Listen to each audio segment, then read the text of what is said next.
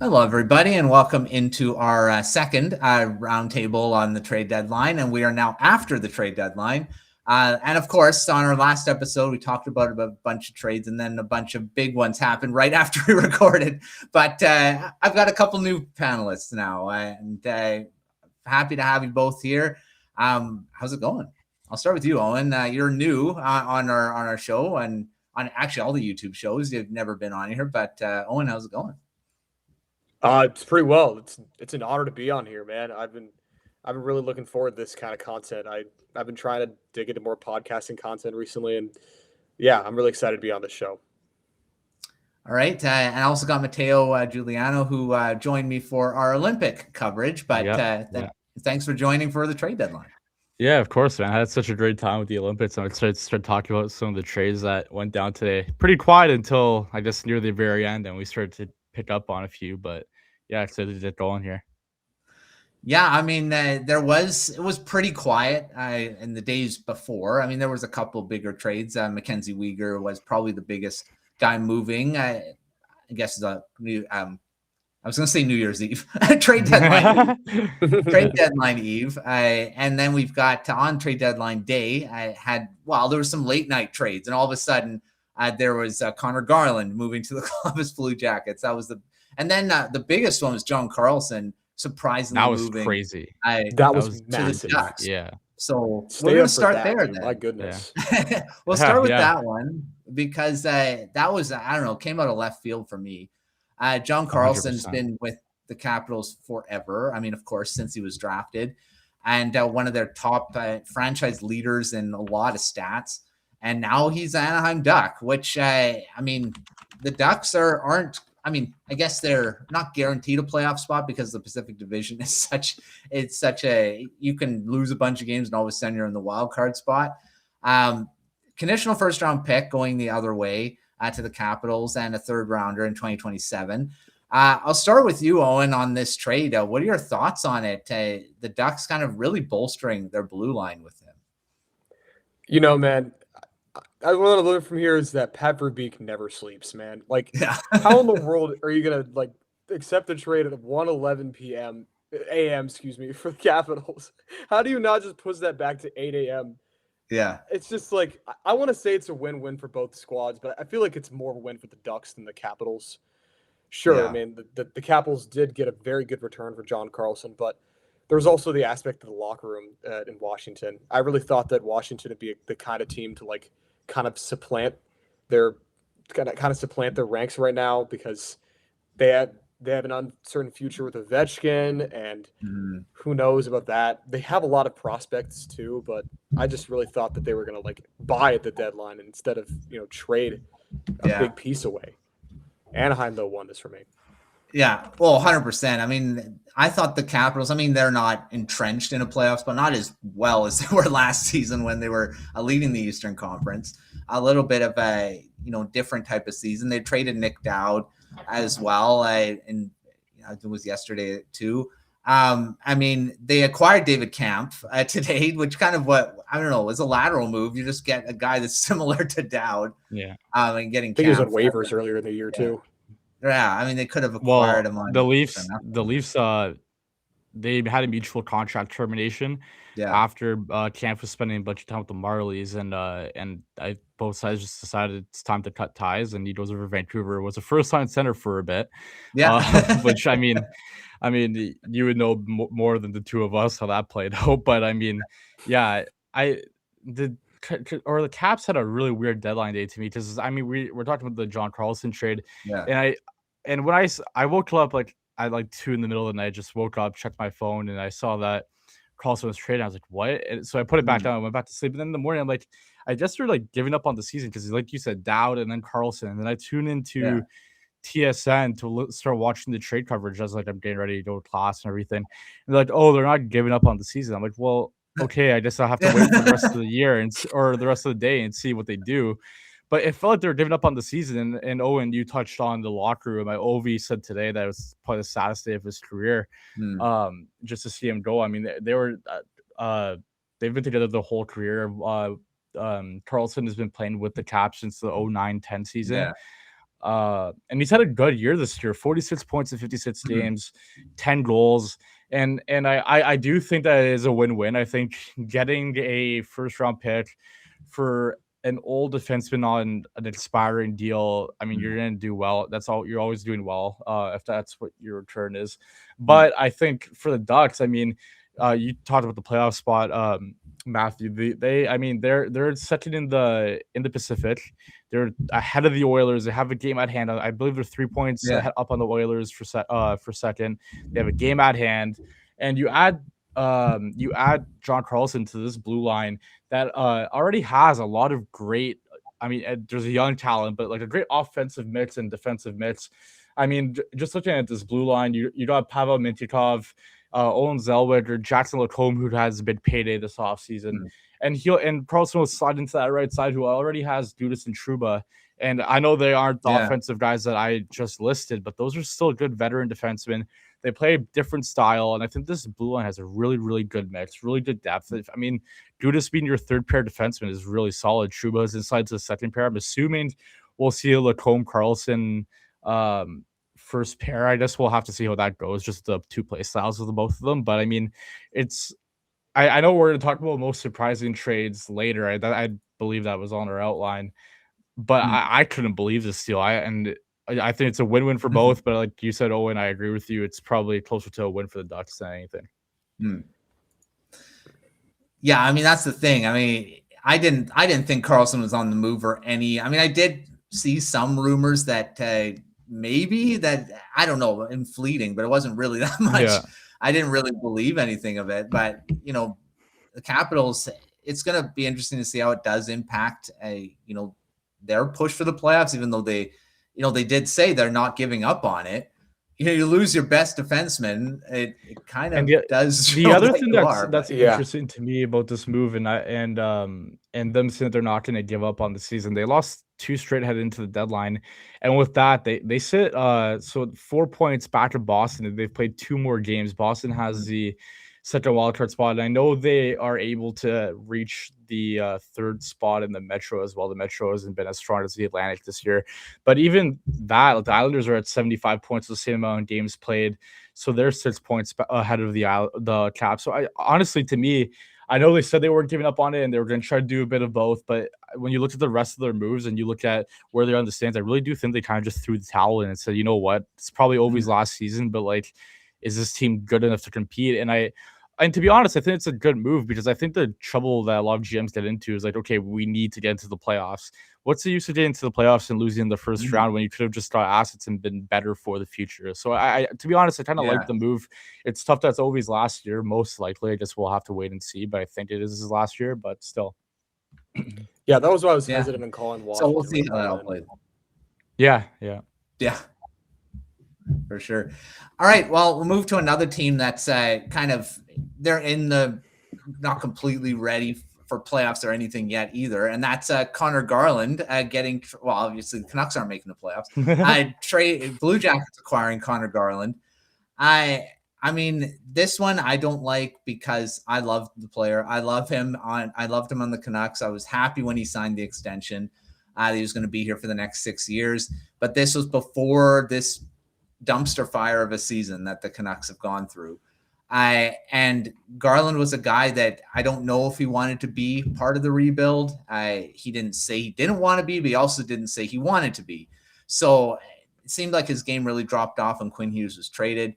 And now he's part of a Blue Jackets team very young team. He's going to be one of their veteran leaders for the next 6 years, assuming he does stay for the 6.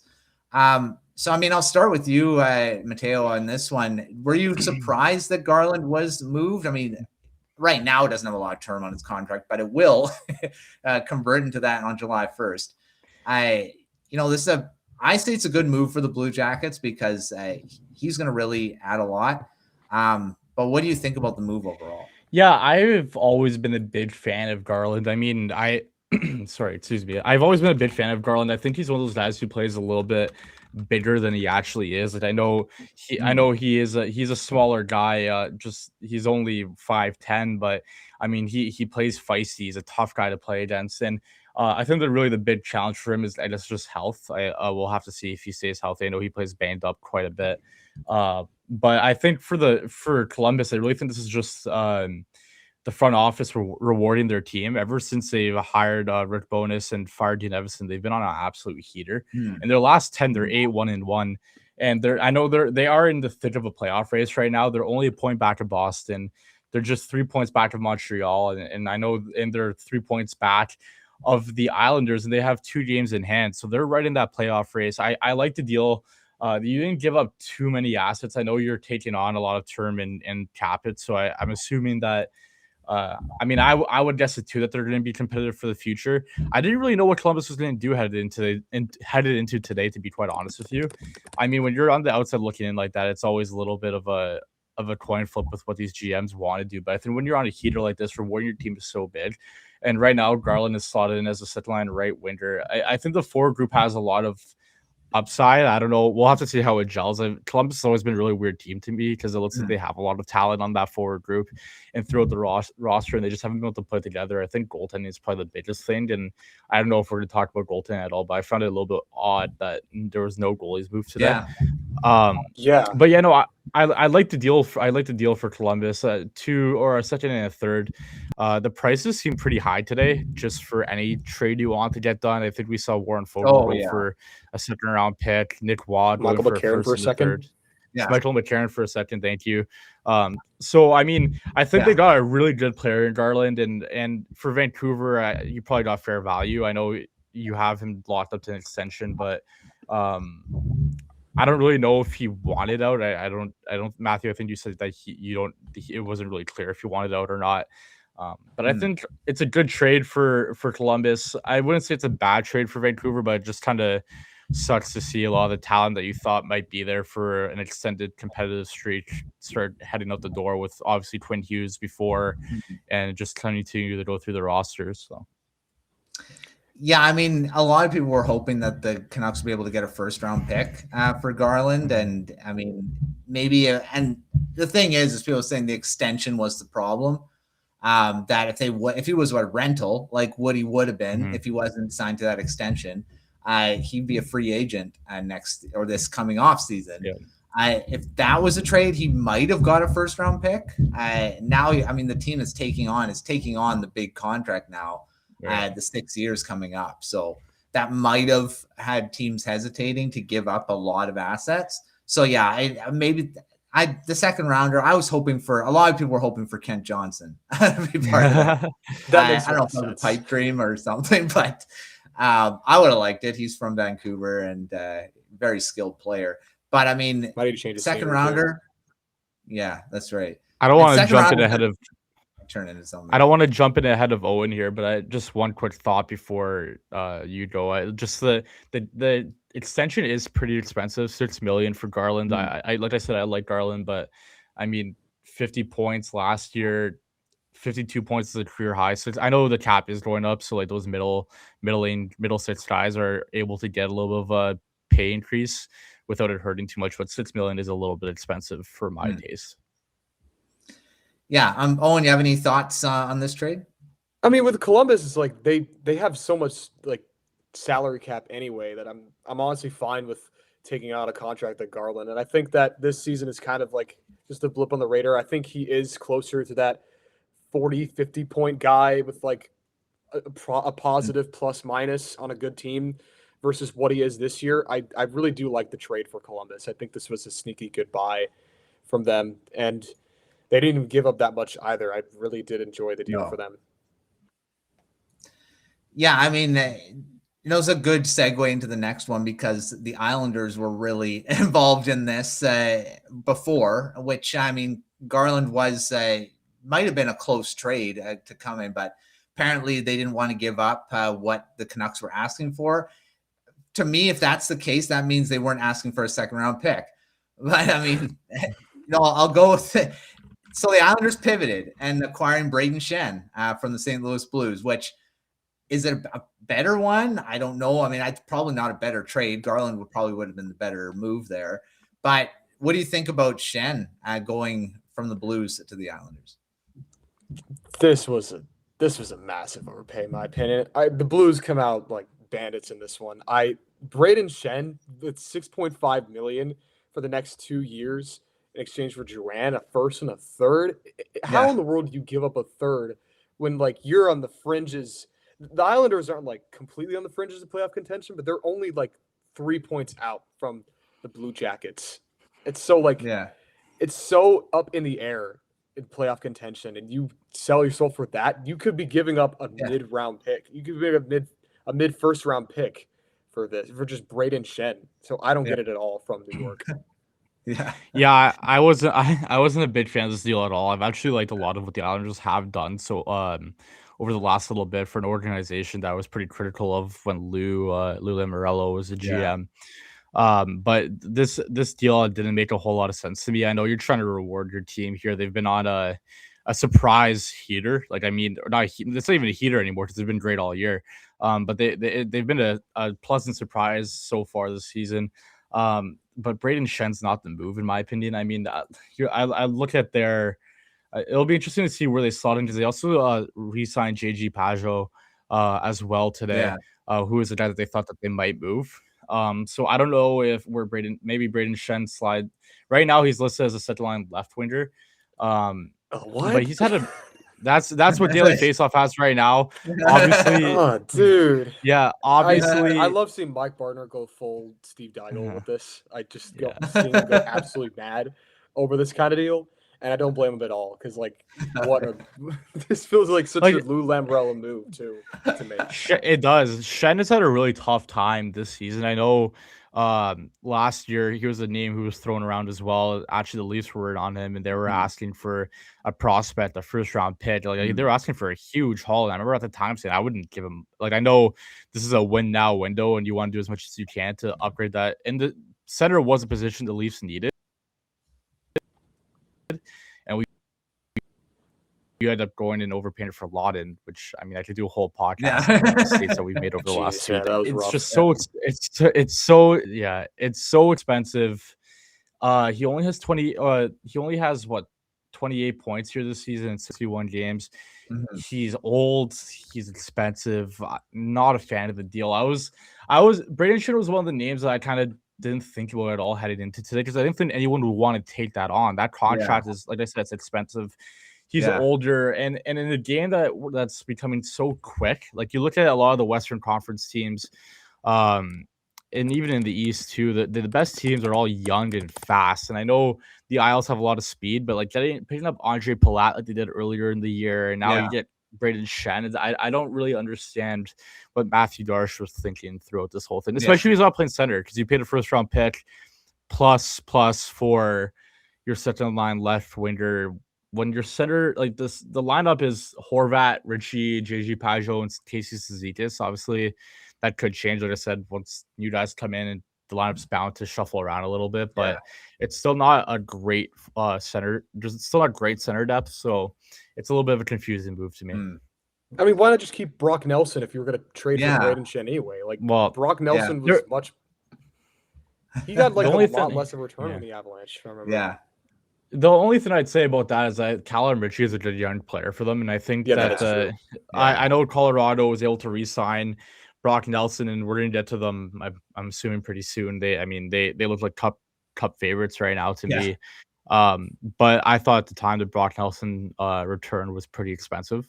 And Callum Ritchie will be a big part of this team going forward. But I do understand what you're saying. Like I also think that maybe they were better than they thought they would be sooner. I don't think they expected to be in this position where they were really in the depth of a playoff fight. And I think a lot of teams are being faced with that reality, whether it's you didn't expect to be tanking Leafs or in a playoff spot, the Islanders. I still don't like the move. I think it's really expensive for an old and overpaid player, and you're going to have to take on that contract for the next 2 years. That will get pretty rough. So it would have been a good deal for O'Reilly. Like if they gave that much for Ryan O'Reilly, that would have been fine, but not Braden Shen. Yeah, that's true. I mean, not the Shen he is right now. No, exactly. Yeah. Right. All right. Well, speaking of the Avalanche, they made some big moves. Of course, they acquired Nick Waugh. It was yesterday as well. Then they reacquire Nazem Kadri from the Flames, and we all know what Kadri did with the Avalanche with their Stanley Cup run and even time with the team. He was phenomenal. I mean, he was their second line center. They've really missed him since he left. Now is he their second line center or is he their third line center? When you're looking at how Brock Nelson's kind of fit in now, I mean, what do you think? I mean, this is a pretty big deal. Actually, really bolster their center ice group here. Yeah, it's similar to how like we were talking like pre-show about Corey Perry. We might get into that, but I'm glad that the Avalanche got a guy that was part of that Stanley Cup run too. He has experience in that system that Jared Bednar runs, and he thrived in that system. I remember he averaged nearly a point per game during that Avalanche Stanley Cup run. So it's the point where like I'm not even sure. Like I think that the return was very rich, but I don't even know if it matters that much because Kadri is perfect for that Avalanche team. I think it was great. I thought that they were just going to acquire him and not even Nicolas Roy or anything. Yeah. I thought that it was just going to be Kadri because this is a great deal for the Avalanche. Yeah, I mean, I think it's perfect. I mean, I was surprised that this Kadri trade actually went down just because when we all, as you guys know, like with the trade deadline, we all signed up for players to write about if they got traded. So we did some prep pre the trade deadline. And I picked Nas, but I picked him thinking, he probably won't get traded. Like if he does, I'll be happy for him. And I love Nas, but I'm like, I just with the way how old he is, how long and expensive the contract is, I'm like, it might be tough. But I mean, Colorado getting it done is huge. Owen, you said that when in his last season with Colorado, he was around a point per game. He actually had 87 points in 71 regular season games, and then had 15 points in 16 playoff games on the road to win the Stanley Cup. I mean, this is perfect. I think headed into the deadline, the only thing that made me look at Colorado and be like, I think they could get beat by a team like Dallas was that center depth. I didn't think they had enough. I know it was like it's been an ongoing kind of issue for them over the last 2 seasons. Obviously, Casey Middlestat didn't work out. He ends up going to Boston. But now you look at their center depth, and it's the best in the league, in my opinion. I mean, you have Nathan McKinnon, first line center, Brock Nelson, second line center. I would put Nas as a third line center, and then you have Nicolas Roy as the fourth line center. And Roy when that trade happened, I thought it was a serious overpay. I liked Roy. I just didn't think it was worth a first and a third. But now I don't even think it matters all that much. Like I think one thing that it reminded me of is when Tampa went out and they acquired Blake Coleman. They gave up a first round pick, and I was like, oh my god, that's really rich for a third line player. But look at what ended up happening. That third line was huge for them in their 2 cup runs. And I honestly think Nicolas was Goodrow. Sorry, that was the other name I was looking for. But that center depth, I think, is absolutely huge. I think they were such a top-heavy team to start the season, and that heading into the year, that was what kind of made me think that maybe they're not a cup contender just because of what happens if McKinnon doesn't score every night. What happens if McCarr doesn't show up every night? Now you're getting scoring threats all throughout the lineup. I mean, they held on to Nichushkin. They held on. They still have Landeskog, who's going to be playing now. I mean, you get Landeskog on the third line with Kadri or wherever there's so many options. And the other thing I really like about this trade for the Colorado Avalanche is now you have so many players on this forward group that can play center. And I think that's such a strength to have for a head coach, especially going into the playoffs where you might not have last change when you're on the road. Just having so many guys who can take faceoffs for you, are responsible enough to play center in their own zone. I think that's huge. And for Calgary, I think you got a haul that you were looking for. I mean, I didn't think they would get, like I said, I thought it was gonna be hard for them to move them because of the contract alone. But I mean, you get a first round pick, you get your second round pick, you get a prospect, and I guess Olsen's probably just a body to play for the rest of the year. I mean, you need guys for your lineup, so he'll be there. I kind of feel bad for him. Like he's just kind of go from a cup contender to worse in the league, and you're on a 1-year deal. I guess we'll have to see what happens for agency. But yeah, I think it was a great trade for both sides. And Calgary, I wrote about it in the Kadri trade article. 6 first-round picks in the next 3 years. So, I mean, they're set up perfectly for this rebuild that they're going through right now. I like it too, and I think it's the familiarity too. Kadri going back to a team he knows and a system he knows, coach he knows. players he knows. I mean, he's going to be playing with a lot of the same types of guys. I find this really makes the Avalanche a Stanley Cup favorite now when you're looking at their lineup. One more thing. He didn't go to Montreal, which me as a Leaf fan, I was like, I saw those rumors and I'm like, please no, please no, please no. there was a lot of Patrick Laine too. That would have been really funny. Man, yeah, pretty sure. All right, we'll go back to the blue line, and the Detroit Red Wings have been in the market for a top 4 defenseman for a while. There have been a lot of names kind of being thrown around. They end up getting Justin Falk from the Blues, who was on the trade block. Mateo, what do you think about the Red Wings? I mean, they're probably going to make the playoffs for the first time in a long time, and now they get Falk's a pretty good defenseman, and the Blues offload that. They're not looking to. They're not really in a playoff race, so they're trading some guys. What do you think about Falk going to the Red Wings?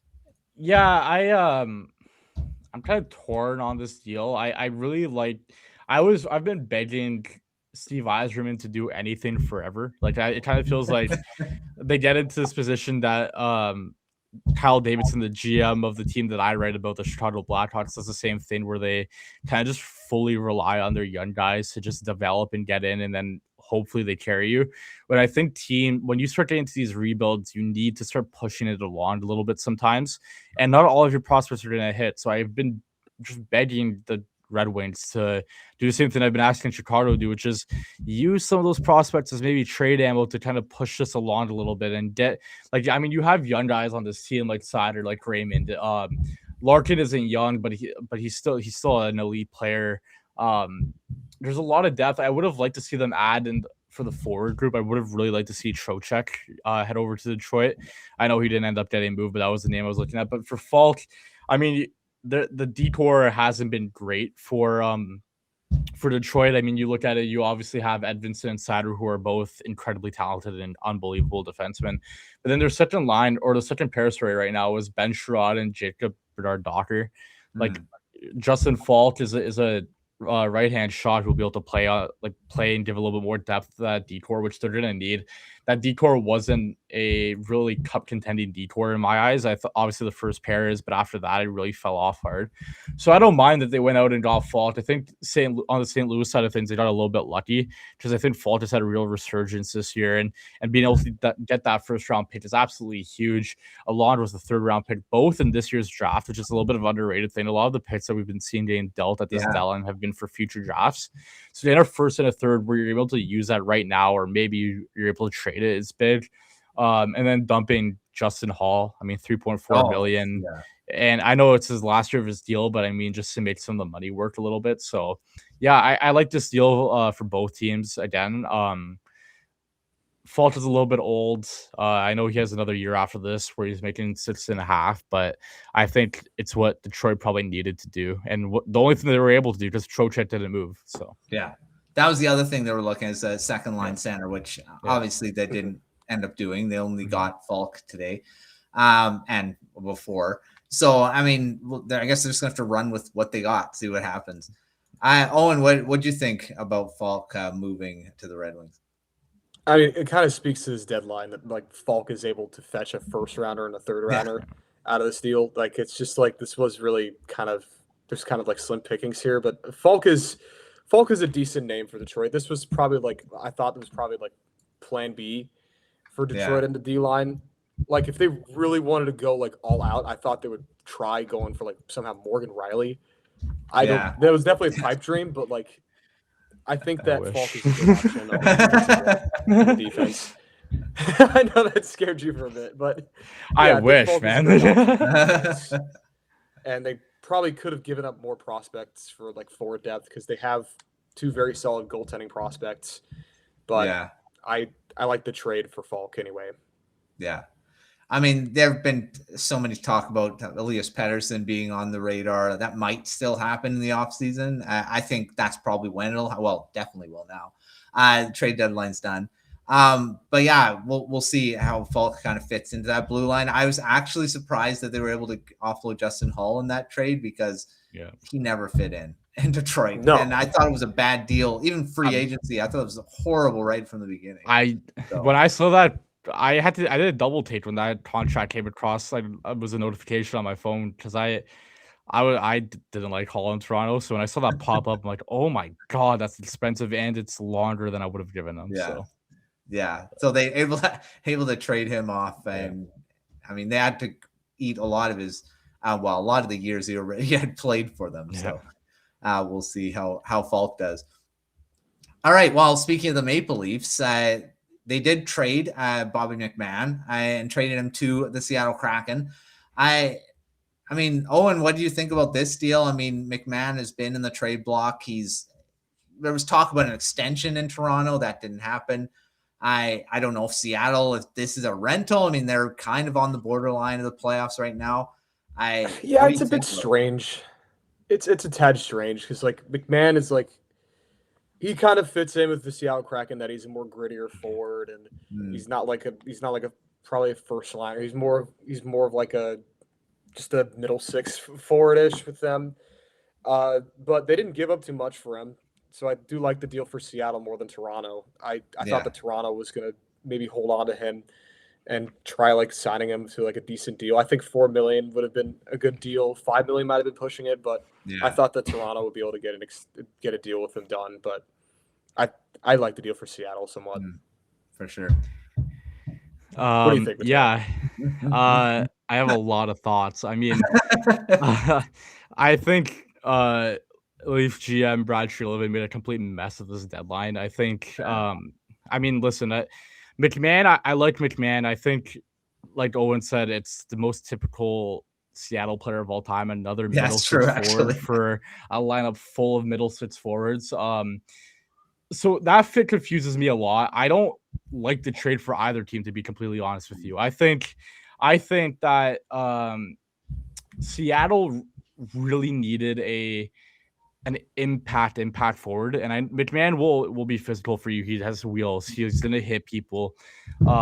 He actually hasn't scored a goal in the playoffs. He was one of my most disappointing Leafs in the playoffs last year for us. He seems like the prototypical playoff forward where it's just I'll hit you, I could outskate you, and I'll pop in a goal or two every once in a while. And he was completely invisible for a majority of it, which frustrated the heck out of me. But I mean, the thing that the reason why I don't like it for Seattle is that I said it feels like it's just another player of what they already have, and I don't see how it makes them any more of a contender than they might have been. Like, I don't think it really improves them a whole lot. I don't think McMahon's a huge needle mover. But where I didn't like it for the Leafs is they thought I don't understand the thought process at all. It went from we're gonna extend them, which I wouldn't have extended them. I think $4 million. If you get McMahon for $4 million, I think you like McMahon a lot less at $4 million than you do at the cap that he's making right now, which is 1.35. I think the whole reason why McMahon was so good in Toronto was that he was a value contract on a team who didn't have a lot of value contracts. So you get him at $4 million, he's probably worth the cap hit.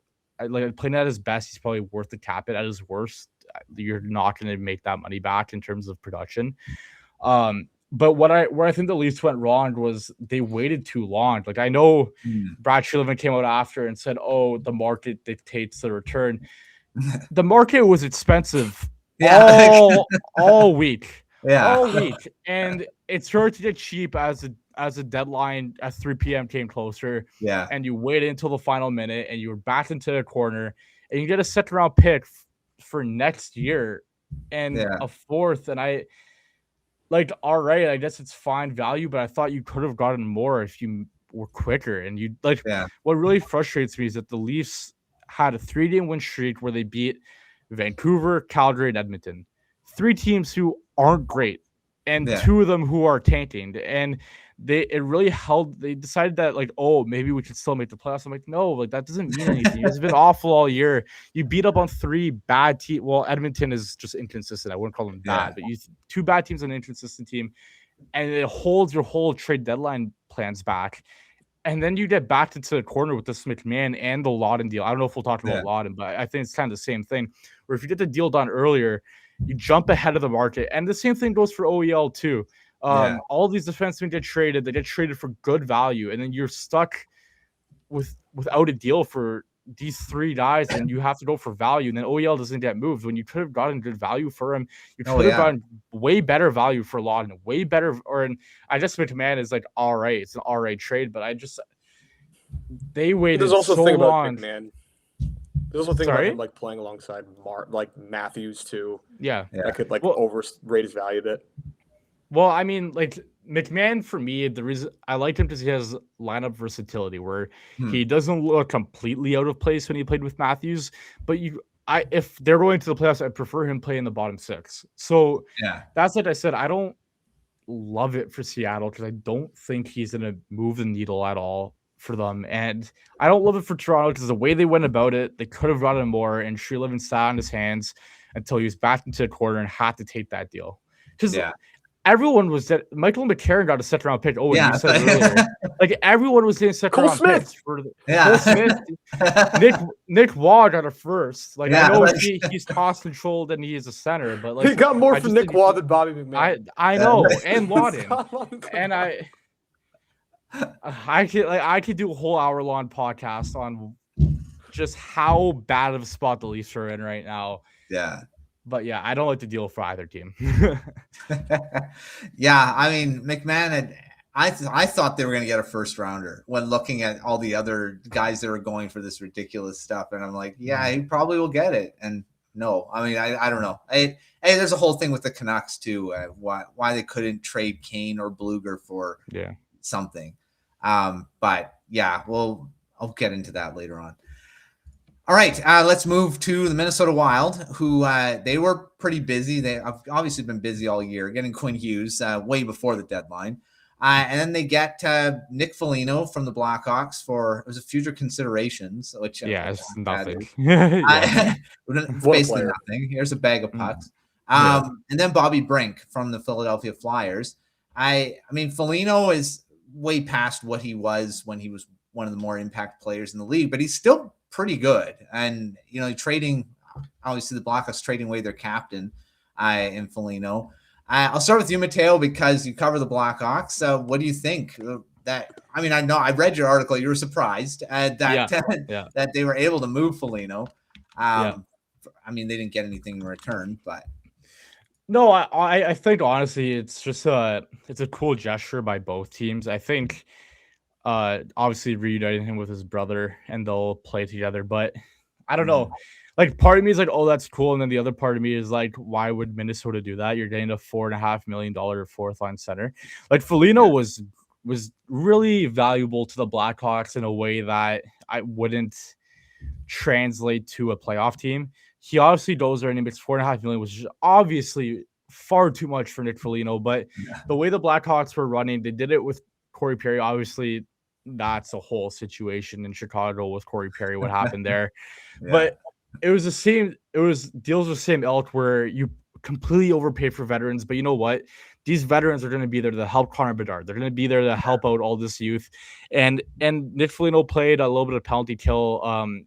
I think it's fine depth. And just a cap point doesn't matter all that much anymore because, I mean, you're going to the playoff or you're going into the playoffs and you're going to be able to put all these guys on the ice anyways because now we have a playoff salary cap.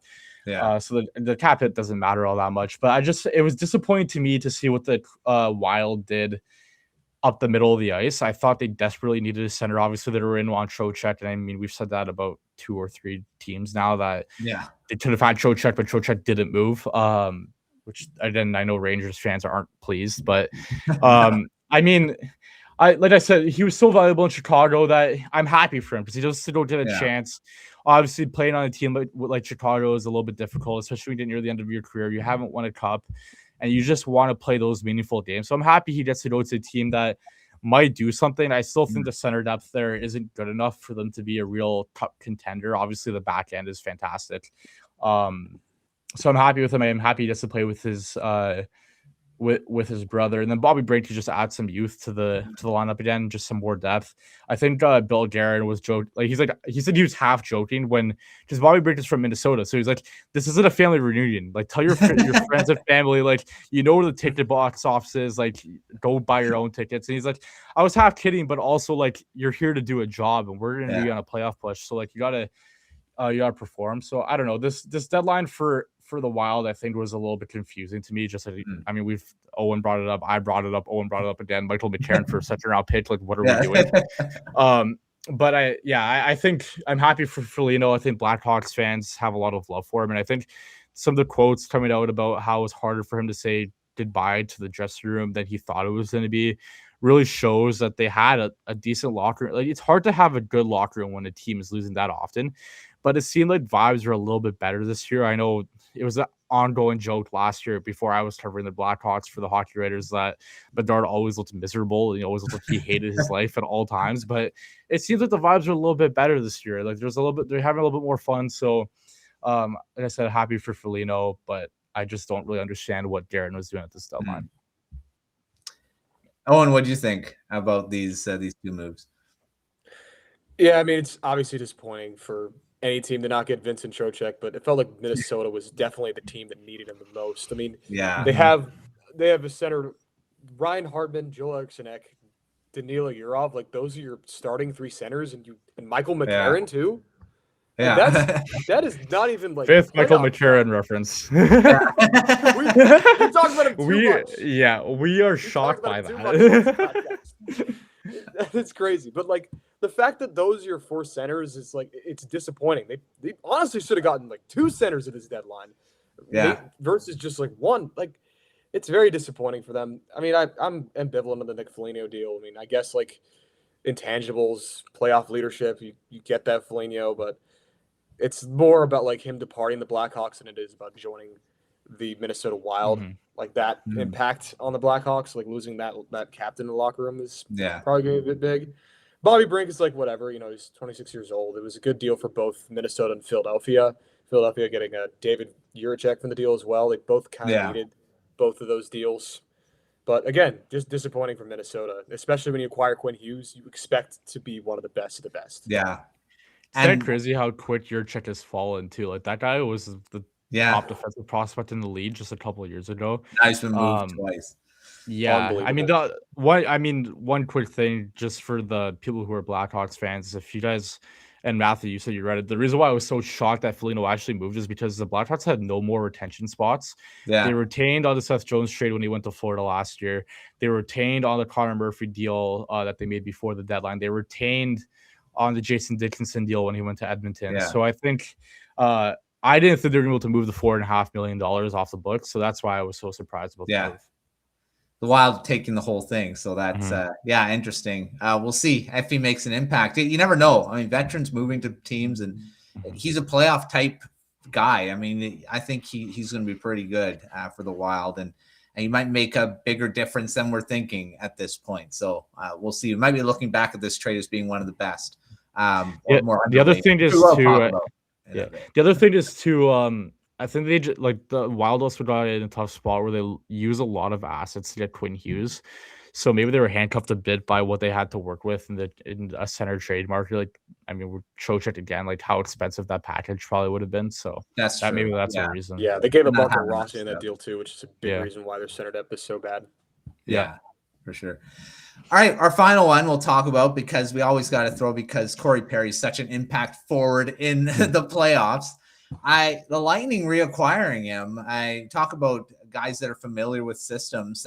Perry was really good for the Lightning when he was there. He actually, I think it was 2 stints he came, because he was a free agent, then he re-signed in Tampa, and then now he's back again. So I guess we can pencil in Lightning in the Stanley Cup final right now. I said the Kings were going to make it, but now they've traded him away, so I guess they won't. Owen, I'll start with you. Apologies on your cup final loss. We all know it's coming now. Oh yeah, make it and not win. Yeah. Do you know how long it's been since the Lightning even been close to the Stanley Cup? Whoa! Don't act spoiled. Do not act spoiled. I was say you're right. That's spoiled. That's spoiled. Yeah, the Lightning getting Corey Perry is great.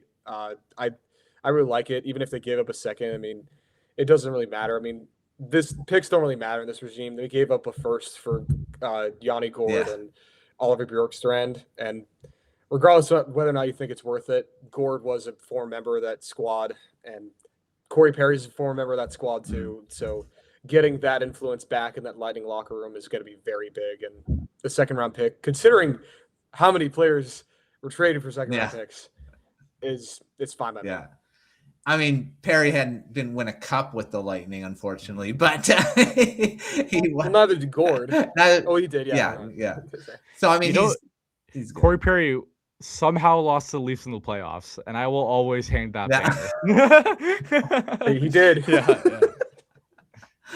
That's gonna be it's just so weird that he just so many times makes it to the final and can't win it. It's just, I don't know. That's just some kind of it's good luck to a point, I guess, with him. But yeah, we'll see how he does in this way. That Eastern Conference is so wide open that I really think Tampa has a chance to, like, all joking aside about the Perry curse or streak or whatever you want to call it. Like, I do think they have a good chance of getting to that cup final. I mean, you look around the Eastern Conference, who really scares you? Like, Detroit is going to be in the playoffs for the first time. Boston is all right. Carolina is, I mean, we'll talk about disappointing teams. Oh my God. At this deadline did not do anything, and that's really just, I mean, Delorier, but like, I mean, not still disappointing. Everyone in the Metro, I think, is pretty beatable. Like, this conference is wide open for them to make it back to the cup final again. All right. Weirdly enough, the team that I'm most scared about, like, to face the Lightning would be Buffalo. Yeah, Buffalo's on. Yeah, like, I mean, Buffalo's on a tear. Yeah. Man. Like, it's been. I mean, we didn't talk about them, but they acquiring Logan Stanley and Luke Schenn. Those two. I mean, Schen's that's a great guy to come for the playoffs, and Logan Stanley he's a big guy. What did you say, like 6'7"? But yeah, and those two guys being added to the Sabres, that's a pretty good for them too. All right, well, let's do a bit of a quick fire here, and we'll start with the most surprising trade, and I'll start with you, Mateo. What was the most surprising? You can maybe add one or two that you thought that was, I mean, it was probably an obvious one, but yeah. We could go with deadline week, I guess. We don't need to just. I think I'm gonna be boring here, but John Carlson, I mean, just completely off my radar in the middle of the night. Wake up, partially think it's a dream. Partially wonder if I should get my laptop out and start writing the trade prep, because I don't think any of us had it prepped because we just didn't expect it. I mean, I hate to be boring and make the obvious choice, but I mean, how could you not pick John Carlson to Anaheim? I mean, Washington Capital legend, one of the greatest players of franchise history, Ovi's best buddy, Ovi's last season, and it seems as they're trying to throw in the towel. John Carlson's my pick. Owen, you going with that, or you're gonna go with someone else? I'm gonna be honest. It's like there's no really other. I mean, I guess not really. It's a little surprising, but there's really no other more surprising. Yeah. Michael McCarron for a second round pick. I thought he would be moved, but I thought Nashville would do more. That's the thing. That's not the surprise of the trade itself. It's the return. The return. Yeah, that was a surprise for sure. Cole Smith. That too. The Predators did really good for trading their guys. They did so well. They didn't trade any of their big names, but some of their fringe guys, they got some pretty good value for. All right, most underrated trade, and these could go a bunch. This we won't know until the end of the playoffs when we see some of these guys and what they did. But Owen, what was your most underrated, or what will become the most underrated? I really like the Michael Bunting deal for Dallas. They only gave him up a third-round pick from Seattle to Nashville to get Michael Bunting, and he's the kind of guy to where he could definitely finish. He could definitely finish on the inside with passes, and I think that Michael Bunting, he's just another great scoring winger for Dallas, and that would be perfect. That's perfect for them. Mm-hmm. Mateo, what about you for an underrated trade? I'm going to bring in some Chicago Blackhawks content again. I'm going to go Connor Murphy to Edmonton. I think Stan Bowman really ruined this because of the Jason Dickinson deal, which is just like, wow, that is expensive. But Connor Murphy, I thought was a great deal. I thought second round pick, you get it in half retained. I thought it was a win-win for both sides. I think Kyle Davidson got fair value for Connor Murphy. And I think that Bowman, like I said, fair value for both teams. And then this decor looks a lot better now. I mean, you have Mattias Ekholm and Evan Bouchard as a great top pairing. We know Bouchard has his moments, but extremely dynamic, and Ekholm solid too. Then you have a second pair with Jake Waldman and Connor Murphy. Connor Murphy will block shots. He's a physical guy. Great. He's like a playoff mold. I wrote about it in my article, 3 Blackhawks who could get traded before the deadline. I went 2 for 3. Mikheyev didn't get moved, but I wrote that he's a prototypical. Like if you were to make an NHL trade deadline acquisition in a lab, it would be him. 6'4", 7 or right shot defenseman. So I really think it was a good deal for Edmonton. They got a really important defenseman I think that they needed. I don't like their deadline as a whole, but I thought the Connor Murphy deal was really good, and no one's really talking about it right now. Yeah, I think I said in the reaction video with Brian about it, and that he's one guy that could maybe stabilize Evan Bouchard again, which what Ekholm did. I kind of not as much lately, but I think Murphy could be that perfect type partner for him, and he could be a guy that really stabilizes the blue line for the Oilers, and we'll see how he does. For me, I'm looking at the Corey Perry trade because I mean it's going to end up being underrated. I'm going to say because he's just so good in the playoffs, he's going to be good again. And doesn't seem like Father Time really cares about him. He must have a deal with him or something. Dude, you and I were addressing this. He had 10 goals last year's Stanley Cup. Right. Yeah, he had 10 goals. Mm-hmm. And he was a big leader in that locker room in Edmonton too. Like they said, he had a speech in the Cup final, and yeah. I think they really have missed him this season. Really, I as much as I mean they're doing okay, but I think Perry is one of those guys that really made a difference in that locker room, and of course he's going to make a difference in the Lightning too. So I think that's going to end up being a very underrated move. That wasn't any of these blockbuster type trades. I mean, there weren't really any.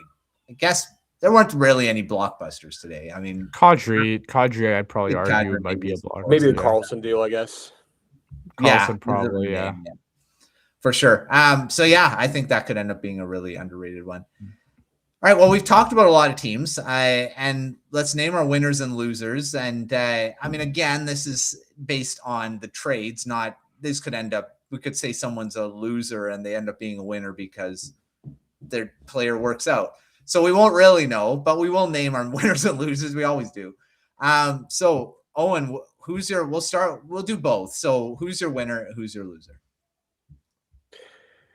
Man, it's a tough one. I think a sneaky winner was the Nashville Predators. I remember them saying that they didn't really want to sell everybody. They didn't want to sell all the veterans like O'Reilly and Stamkos because they're still within striking distance of the playoffs, which I don't really think they really should be in playoff contention. But also I kind of get it if he wants to ride it out for one last time. O'Reilly's still under contract next season. Stamkos under contract next season. Plus they got a lot of good returns. They got 2 second-round picks. For 2 fourth-liners. I think they could have gotten more from Michael Bunting, but again, he's a UFA, so I kind of get it for Nashville. I thought they could have traded Perbix away too, but Nashville is a pretty decent winner for me just because of the value they got from McCarron and Smith. Loser for me, I'm gonna say Minnesota actually. I think that Minnesota could have done a lot better at the deadline. Center when your entire conference is based on center depth with the Avalanche having probably 8 centers on their roster. It's insane amount. And the Stars having very strong center depth. You don't go out and acquire any centers. It's putting up for disaster. I think the Minnesota Wild are definitely my losers. And they traded Marco Rossi in the Quinn Hughes deal too. That was the center. And now they didn't really replace him at all. So that could end up biting them in the butt. I mean, yes, your blue line is ridiculous, but that's not your whole team. So the amount of prospects they gave up too, like Williams could be very good for them. Liam Ogren is actually really surprising for the Canucks, and I didn't think I liked Ogren. I didn't think he was going to be a big part of that deal so soon, but he's looking really good. Mateo, what about you? I know you're probably a loser. We already know.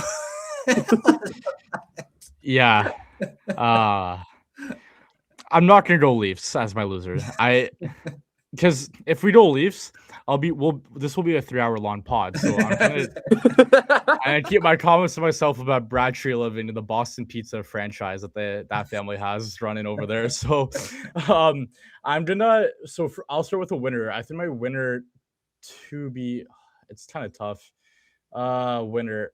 No, I'm gonna go loser because I've been thinking about this all day. No one's really been talking about them. The Carolina Hurricanes.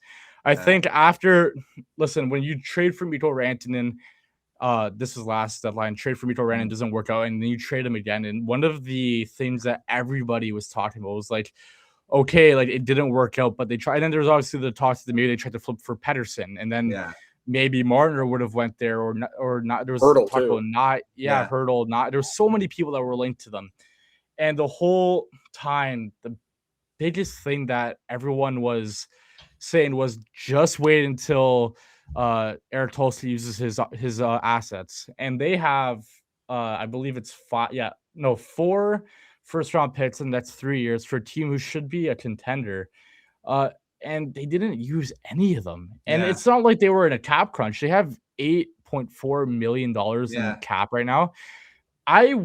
If I were them, I would have went, and I know it might have been tough because it's interdivisional, but I don't know if it would have mattered. Trocheck should have been a Carolina Hurricane by the end of the day. I mean, you have all the assets to do it. And the center depth is not great. I mean, Aho, very good. Stankoven, I know he's been a little up and down this year. Probably not what everyone thought he would have been when he first got there. Jordan Staal and Jesperi Kotkaniemi, I'm sorry, Trocheck should have been a Carolina Hurricane. Yeah. If Trocheck's there, that center depth looks a lot better. I mean, you kick one of Kotkaniemi or Stankoven out to the wing or something, and it makes the center depth or the forward core look so much deeper. Mm-hmm. I'm extremely disappointed with them. The other team who's a little bit less of a loser, I think, is the Edmonton Oilers. I think Stan Bowman did a horrible job. I think that he didn't make, like, I said the Connor Murphy deal was good. I like the Connor Murphy deal, but what he did in that Dickinson deal, which is a head scratcher to me. And McDavid is you signed McDavid, you got him to commit, and Tristan Jarry, like, I know that was further down the line of the season, but like it's part of like their trade package of the season. Yeah, never like the Tristan Jarry deal. They're doing some really weird things, and I don't think Stan Bowman's a good GM, so I'm not that surprised. No, my winner, just give it his old team. Yeah, yeah. My winner, I mean, it's the Colorado Avalanche for me. I know it's pretty basic, but I mean, you address the position that you need to address the most, which is center, and you get. I like Wall as a fourth line center. I think he's a fantastic fourth line center. But even more than that, I mean, we already talked about the Kadri deal, so I don't need to go back into it. But that forward core looks unbelievable. You got Kel McCarr on the back end. Devon Taves had a tough Olympics. We don't need to get back into that. That's two Canadians, me and you, Matthew. Owen, I don't know if you're Canadian, but sorry, I'm American. Okay, yeah. We don't need to get back into that. But Devon Taves is a good defenseman in the NHL. Like, they have a lot of depth on that back end, and their goaltending, although they're not big names, they have performed well. So, I mean, and that's another thing for Carolina. I don't trust the goaltending, and didn't do anything to address that either, even though I would have liked Trocheck more than a goalie, but still. So, I think my winner is Colorado. My loser is Carolina. My smaller but still relevant loser is Edmonton. So, yeah. Yeah, I'm going winner in Colorado. I mean, that's an easy one. And, I mean, a little earlier, getting Brett Kulak from the Penguins, I think he's a very underrated defenseman. I forgot about that deal. Gerard was kind of losing a bit of, I mean, he used to be a bigger part of that blue line. It's not as much now.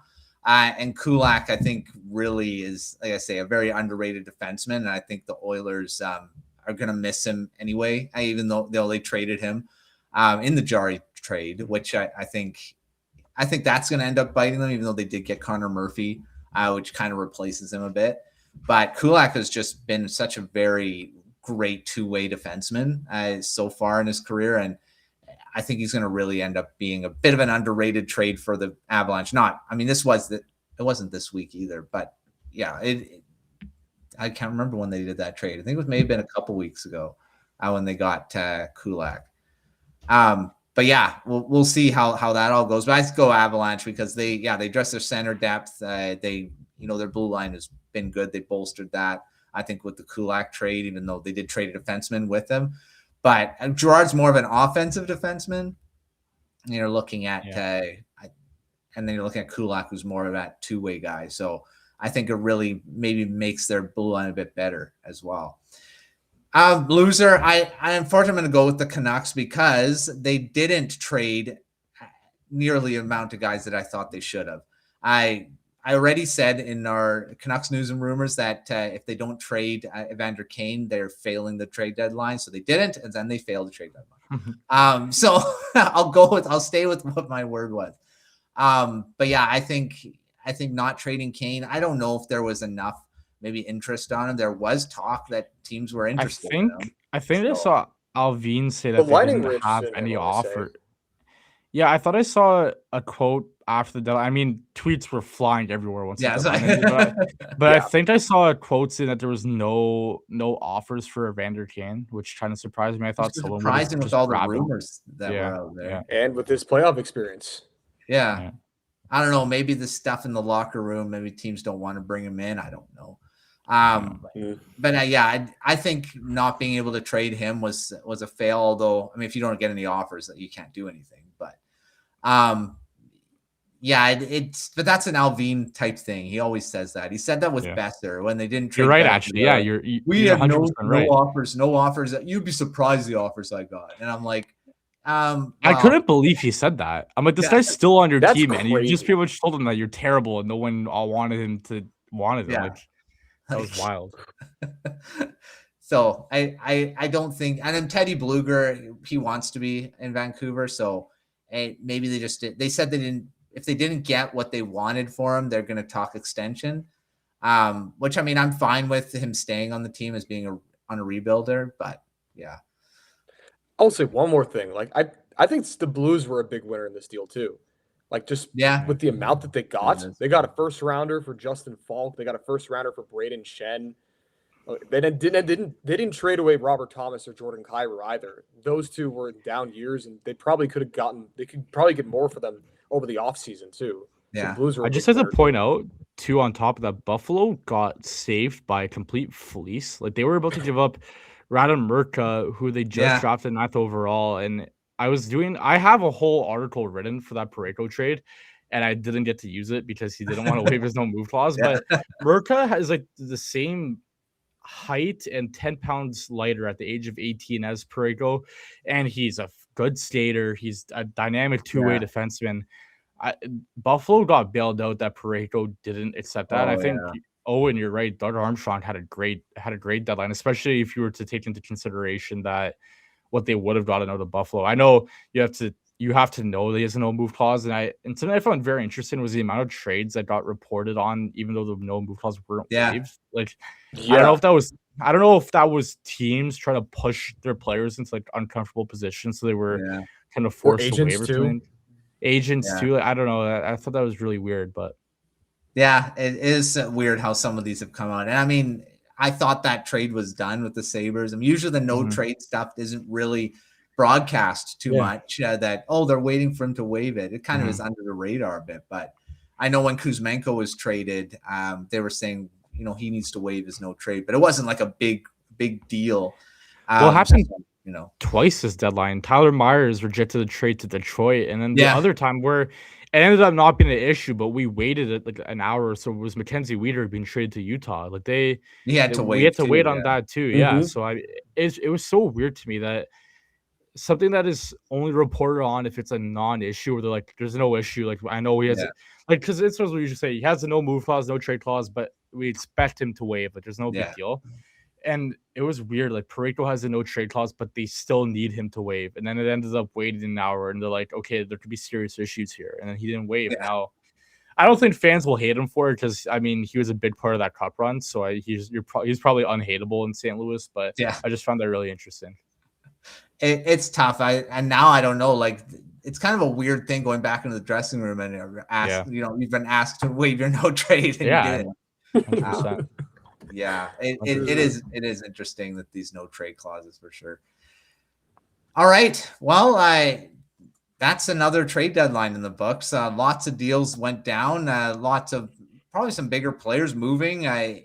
There has been some bigger trade deadlines in the past with bigger players, but Lots of deals. We'll see if any of them pan out for the teams. There's only one team that can win the cup, and we'll see if any of these guys are big parts of that run. So thanks, Owen. Thanks, Mateo, for coming on for doing Trade Deadline this year.